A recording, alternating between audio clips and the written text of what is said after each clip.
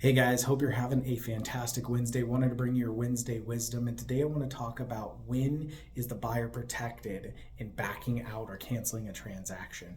So, realistically, there's a multitude of different ways a buyer could back out of a transaction. Some protect the buyer, it's built into the contract. Some of those are not protective to the buyer, but they can still do it. They just may have some ramifications.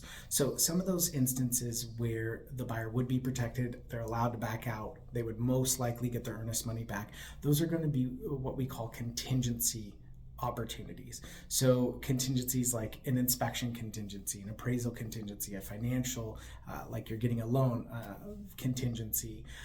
All of those instances, let's say the inspections come back and say that the roof needs to be replaced. Seller says, I don't want to fix it.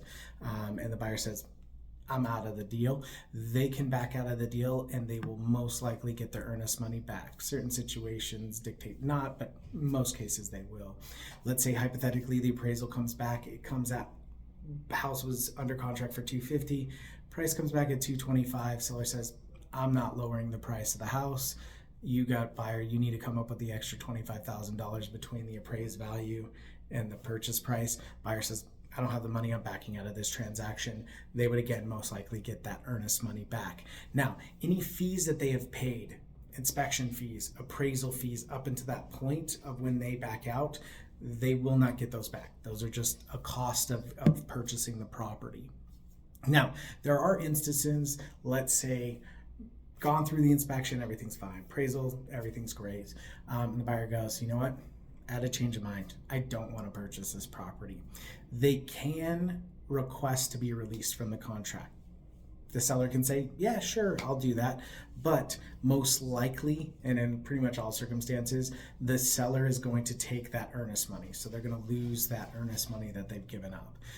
Additionally, they could be, because the seller did, or the buyer's agent did bring them a property that they did like, that they changed their mind. The buyer's agent did their job. So technically the buyer's agent could sue the buyer for backing out of the transaction. And so they could be on the hook for not just the earnest money, but they could still have the potential to back out and not purchase the property. So a couple things to take into account. If you have a specific scenario and you want to know if it's something you could back out, please give me a call. But I hope you guys have a great rest of your day.